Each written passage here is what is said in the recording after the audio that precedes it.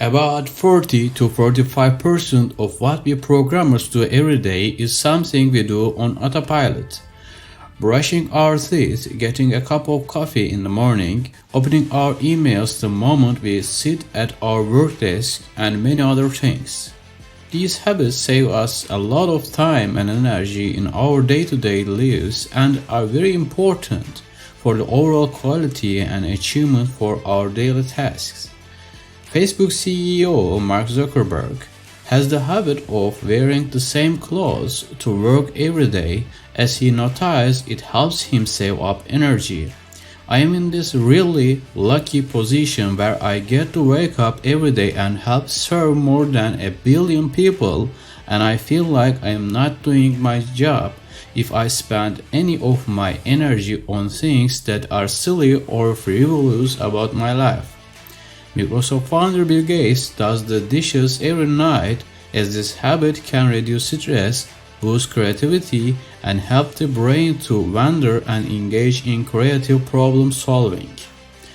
Stephen Covey wrote a book called The 7 Habits of Highly Effective People, which has sold over 25 million copies. This book is about developing the core set of values and ideas that help you solve personal and professional problems with an integrated and principle-centered approach.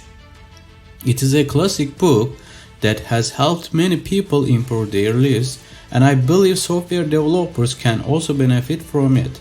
Software developers are employed and in high demand because of their ability to turn ideas into reality and solve real-life problems.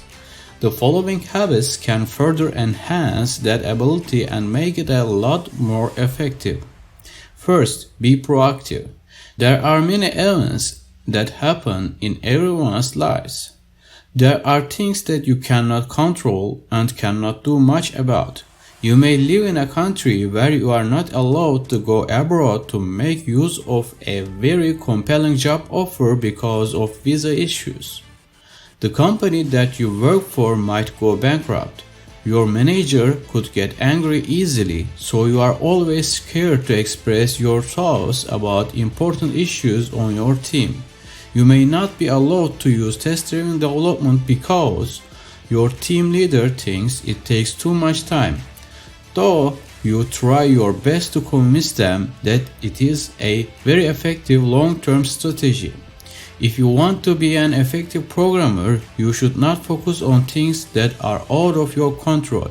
Rather than blaming society and hating your job, you should take a proactive approach. Invest your energy and effort in things you can control.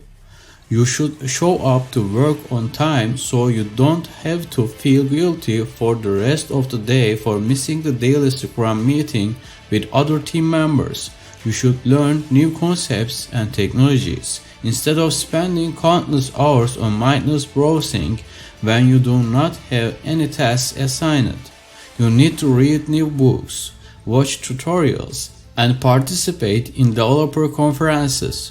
You should write blog posts and contribute to open source projects in your free time to help others. You need to be in the pursuit of continuous learning and improvement. In the words of Henry David Thoreau, I know of no more encouraging fact than the unquestionable ability of man to elevate his life by conscious endeavor.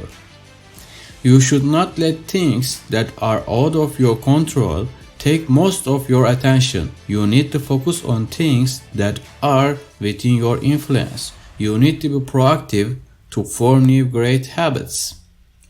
Second, begin with the end in mind. Effective programmers usually have very compelling goals in mind about their future selves. Gates and his business partner Paul Allen set the goal to put a computer in every home. Zuckerberg said he wanted to use Facebook to make the world more open.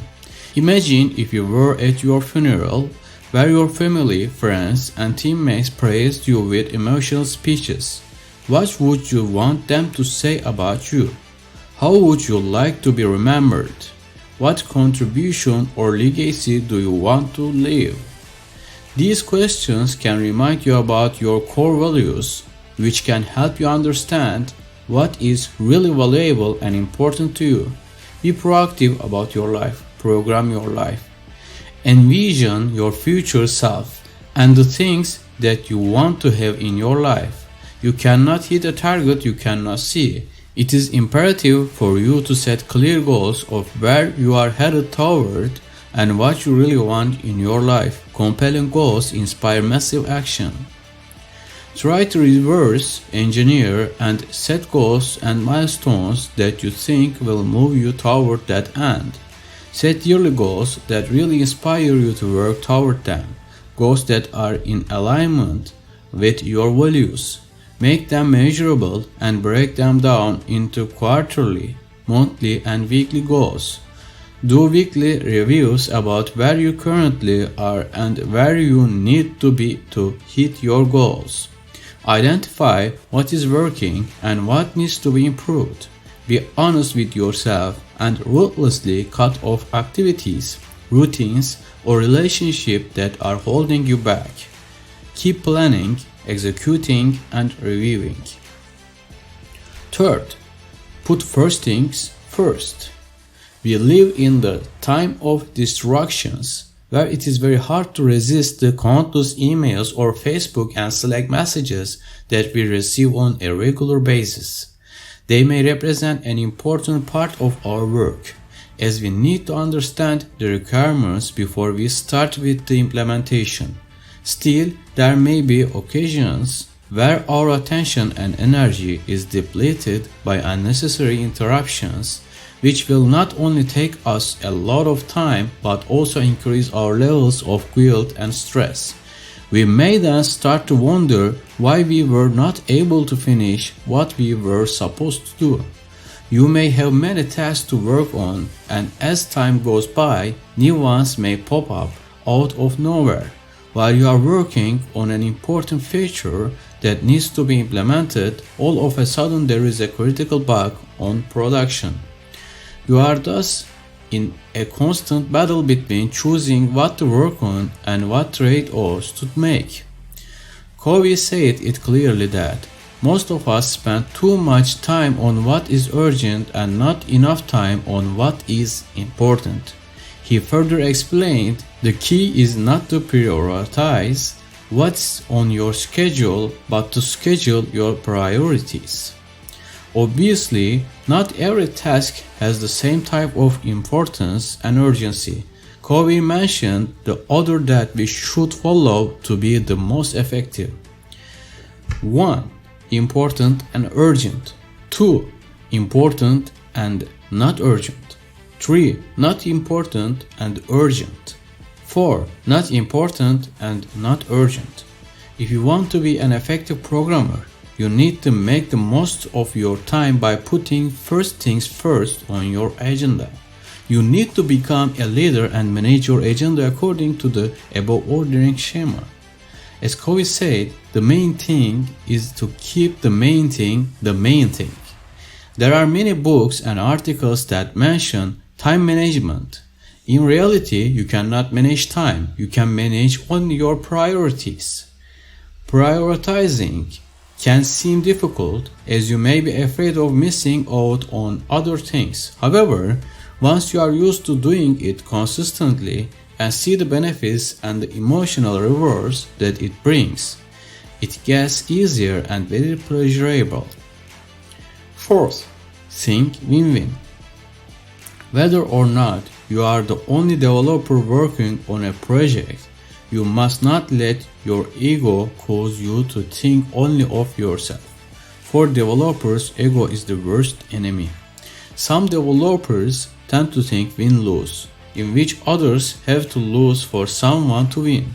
You think you are going to get promoted or get a raise if your colleagues look bad in front of your manager. As a result, you will orient your actions toward showing off as much as you can, taking credit without merit, or belittling your colleagues, all to represent yourself as more superior. This will not only give you a superficial type of contentment as you are continuously trying to belittle your colleagues, it will also probably damage your team productivity as a whole. as you and your colleagues will not be willing to work together at all. If you want to be an effective developer, you need to set yourself apart from what the majority of people are doing. In every situation, you should try to reach the best alternative for the whole team. You should think about mutually beneficial solutions that will ultimately lead to a better long-term resolution rather than if only one person in the situation gets their way. Cultivate the habit of asking yourself questions like, what is in it for them that I can also benefit from? How can we both get some portions of what we want without damaging our relationship? You may sometimes have misunderstandings and short tempers with your colleagues, but this does not mean that the harmony and the relationships you have will be destroyed. Your ability to deal with people is one of the key areas in your life. Avoid arguments as much as you can and focus on long-term benefits. When you begin with the end in mind, you do not want to be alone even if you reach your biggest goals. Fifth, seek first to understand, then to be understood. Communication is one of the most important skills that we need to have. We spend most of our time communicating. We communicate with our family before we go to work. We communicate with our neighbors on the street while traveling. We communicate with our teammates, clients, and customers more than we write code. We read technical books and learn how to use Docker and develop graph application programming interfaces. But hardly anybody has even mentioned to us the importance of listening to and understanding others. If we want to have healthy team collaboration, then we need to understand our fellow team members. We usually look more at our smartphones than in the face of our colleagues who have been dealing with a problem for a very long period of time. If we want to be effective programmers that lift up each other, we need to use emphatic listening and genuinely understand our colleagues. This compels others to reciprocate the listening and be willing to be influenced by you. Remind yourself that you are not capable of finishing great projects and building your own products that can impact millions of people on your own. Do not ignore your teammates. Be the person who helps them consistently, whether that is with a work task or a soft skill. When you try to explain a concept to someone else or help them solve a problem, you actually learn it better yourself. Teaching helps your learning. This, as a result, will not only make you and others feel good and important as your words and listening matters to others, but it will also create an atmosphere for caring and helping each other. Empathy can be a software developer's superpower. 6. Synergize. There is no doubt that large projects are developed by a lot of people that work as a team. Gates started Microsoft with Alan, who even came up with the name Microsoft. Elon Musk created his first IT company, Zip2, with his broken Kimball, and he then sold the company to Alta Vista for $307 million in cash and $34 million in securities. Instagram was initially started by Kevin Systrom and Mike Krieger.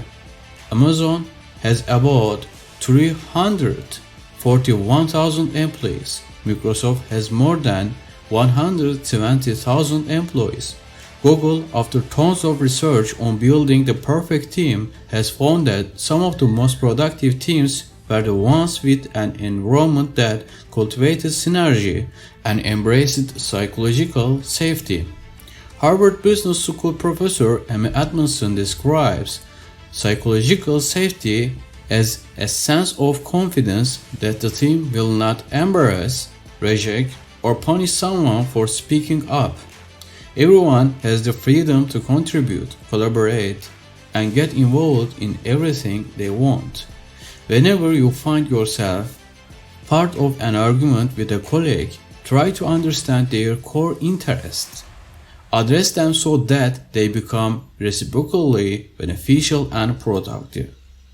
In this way, your team can be a lot more productive by taking advantage of the strengths of every member.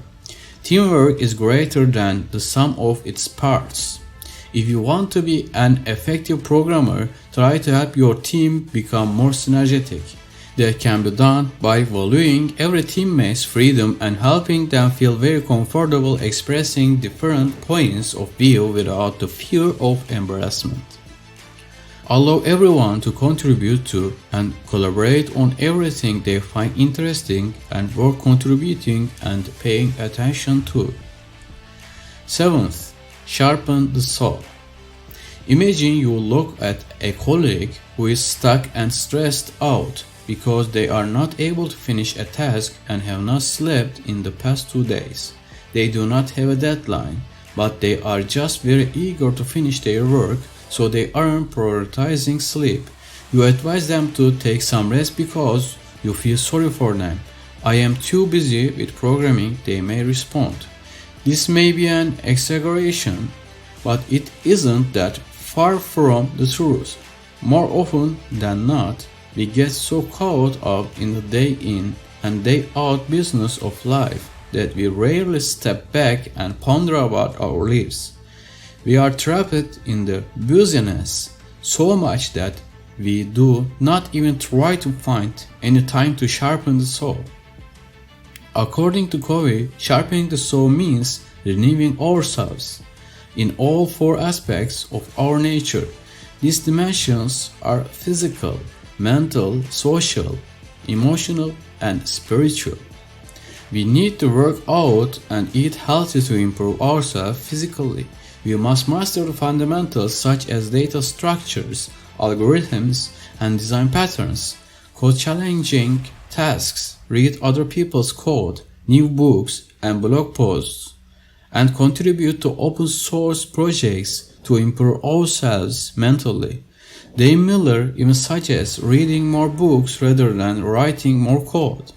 We need to be helpful and feel empathy for our colleagues and cultivate the synergic spirit to improve ourselves socially and emotionally. We need to grow and contribute to renew ourselves spiritually. This represents some of the rarest needs that we need to meet. We need to grow personally and professionally.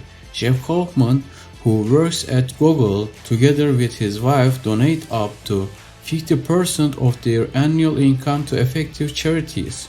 We do not need to work at Google to give, and giving does not mean only by financial means. Contributing to open source projects or teaching others by writing articles are other examples of giving. We must try to always keep a balance between all these aspects because an imbalance might otherwise be created. We may pretend that any imbalance is not that painful, but it can be in the long run. Covey suggested targeting 1 hour per day for focusing on sharpening the saw. We must remind ourselves that sharpening the saw represents a marathon, not a sprint. As Abraham Lincoln said, "Give me 6 hours to chop down a tree, and I will spend the first 4 sharpening the axe." Establish effective habits. Many developers who are really good at their craft share some common habits that we can all learn from. I believe success leaves clues, and that we can all get a lot better when we have something that can be emulated and that has proven to be effective. Habits are very powerful. If you want to become an effective programmer, first you have to decide to do so. As Covey said, "I am not a product of my circumstances. I am a product of my decisions."